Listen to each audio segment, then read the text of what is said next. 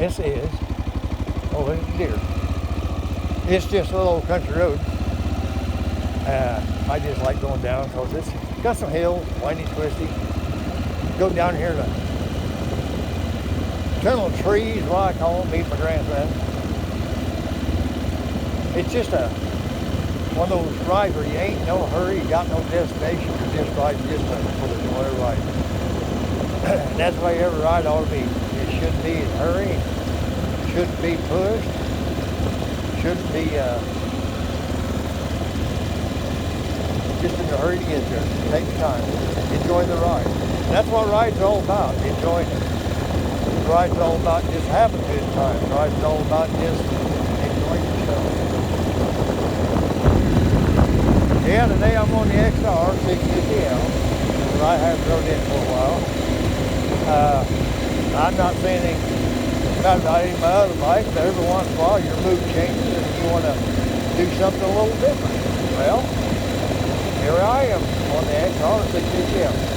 Now the XR 650L is a great bike. I just absolutely love it. The only bad thing about it is when I bought it, it had a 2-gallon tank and you had about 100-mile range. I was only getting about 20-some miles a gallon, which is not great, but it's not bad, but it's not great. So I put a 5-gallon tank on this thing, and that makes all the difference for me. Now I got about 250 miles I can go, like I said, versus 100. So. And I like that. I mean, I don't mind stopping, and I like stopping, but I want to stop whenever I want to stop. I don't want to stop whenever the bike says I need gas. Yeah, that's just a little old road that goes nowhere, it's out of the country, here in Central Illinois, line up confusion. You know, I talk a lot about Illinois. Illinois really ain't that bad. What makes Illinois bad, and there's a lot to do in Illinois, there's a lot to see. But what makes it bad, and I'm going to be real blunt, it's about politics. We have nothing but morons in politics. Plain and simple. That's enough of that. But anyway, that's what makes this state so bad. We have high taxes, you name it, we got it.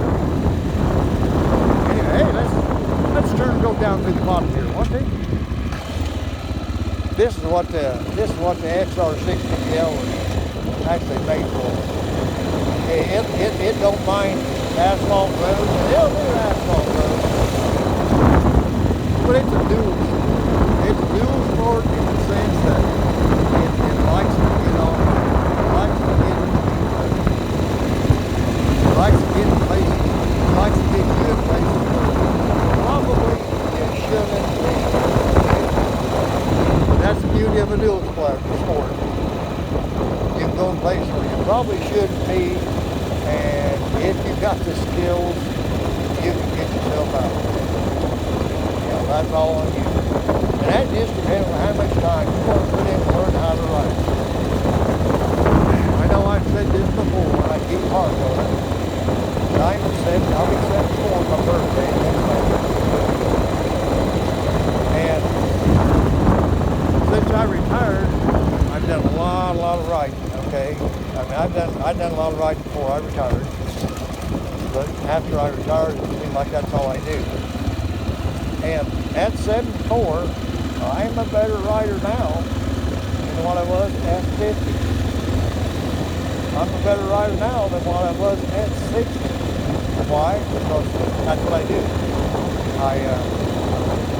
I don't really push myself to the limit where,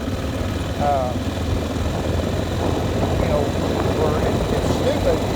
I push myself just in small increments, small things, just things to say, well, can I do that? So you push just a little bit, and then you go back and do it again. And so, well, next time something like that happens, I know I can do it. This is loose sand. You can ride loose sand. This XR, I'll tell you what, people will overlook the old XR 650L because it's simple, it's basic, it's not got no frills. But it is one of the best. There's only two exceptional bikes on the market for people who like to go exploring, and that is the XR 650L and the DR 650. Now, I will throw the KLR in there, which is an exceptionally good bike.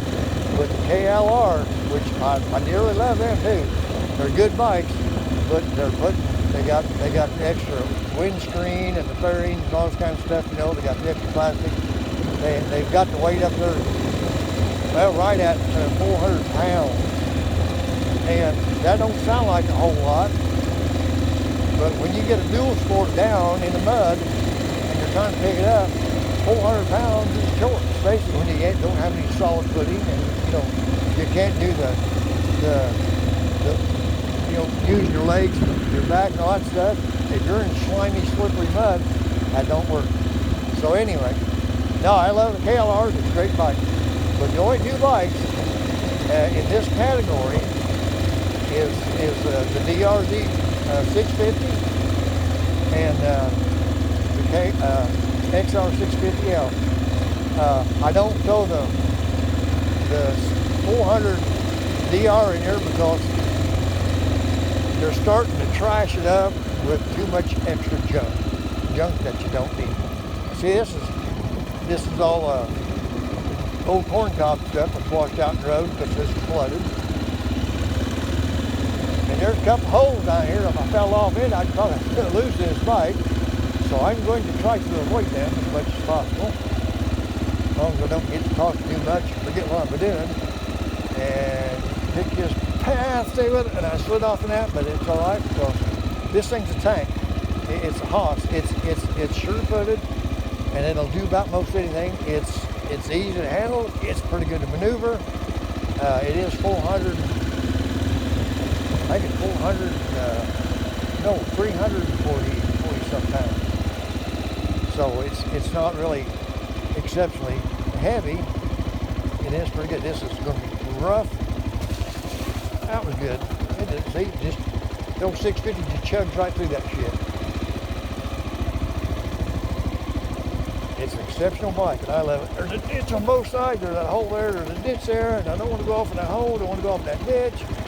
And look at that. I made that. Woo-wee. It's like I've always said. Don't get in a hurry. Take your time. Pick your route. I had to do a foot assist there, but that's all right. Be ready for that. And that's what I'm saying. The more experience you get on your bike, the more you know what your bike can handle, the more you know what you can do handle on your bike, the better off you are. It ain't about horsepower. It ain't about speed. It ain't about the technologies on the bike. It's all about you. It's all about what you can do, what you can control, and what you can handle. It ain't about the bike. The bike's not going to make you a better rider. You're going to make you a better rider. The bike's just a tool. It's like any other tool. You can use it, you can misuse it. If you use it, if you misuse it, you're going to get hurt. So, now I see the video, and they were talking about the new lineup for the 2027 adventure bikes. And I hate to say it, but I disagreed wholeheartedly with everything they had to say. Okay, because first of all, they're trying to make the adventure bike segment into the unicorns, and there ain't no such thing. There's no such thing as a bike that's going to do it all. You have to do bike specific for what you're going to ride. There's no unicorn. And like I said, it doesn't matter how much electronics or how much assist you put on these bikes, it's not going to make you a better rider. And like I said, and I've said it time and time again, I'll say it again, anytime you're riding with the assistance of the chip, you're cheating yourself out of your own riding ability, and that's really bad. You're losing part of the experience of motorcycle riding. I think that's just my opinion. I like to ride. I love to ride. I like things basic. I like things simple. I like, depending on my own abilities, my own skills. That's just what I am. That's just me. So anyway, stop down at this little bridge here. See what's going on. So,